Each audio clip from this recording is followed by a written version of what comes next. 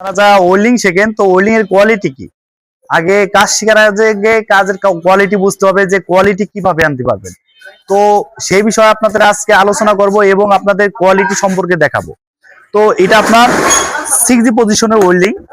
দেখেন এখানে এই জবটা হাইট বেশি, আবার জয়েন্ট কিন্তু আপনার আপ ডাউন না করার কারণে কিন্তু জবটা আমরা ফেল দিছি।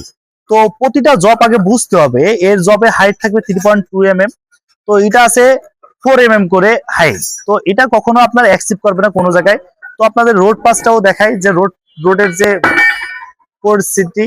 তো এটা হলো আপনার রোড পাস, যেটা আপনার ওয়েল্ডিং এর ক্ষেত্রে আপনার খুবই গুরুত্বপূর্ণ। তো যেখানে আপনি কাজ করবেন, কাজের আগে সিস্টেম বুঝবেন। যেমন আজকে আমাদের এটা 4G পজিশনের ওয়েল্ডিং, এই জবটা আমরা আজকে পাস দিছি। এটা পাস কি কারণে দেয়া সেটাও বলি। এর দেখবেন হাইট, এটা একটা লেয়ার 4 mm করে দেখা যাবে। এর হাইটটা থাকবে 3.2 mm।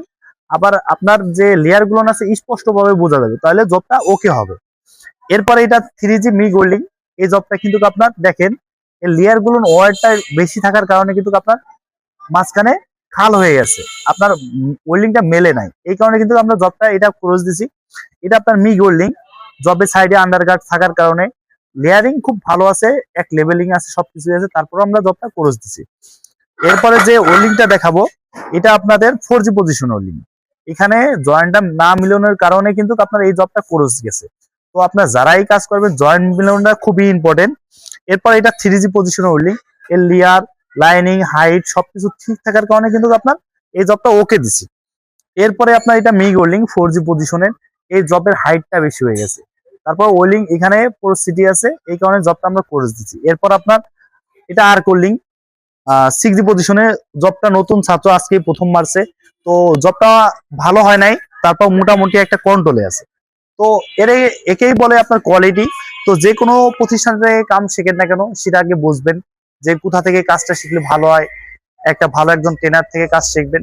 আপনার প্রতিনিয়ত বলি যে একজন দক্ষ মাস্টার থেকে কাজ শিখবেন, সে যে কোনো জায়গায় হোক, সে আমার এখানে হোক, অন্য জায়গায় হোক, যে দীর্ঘদিন এই মেইন ডিপার্টমেন্টের সাথে জড়িত আছে, অনেক অভিজ্ঞ সে, তার থেকে কাজটা শিখলে ইনশাল্লাহ কাজটা সঠিকভাবে শিখতে পারবেন।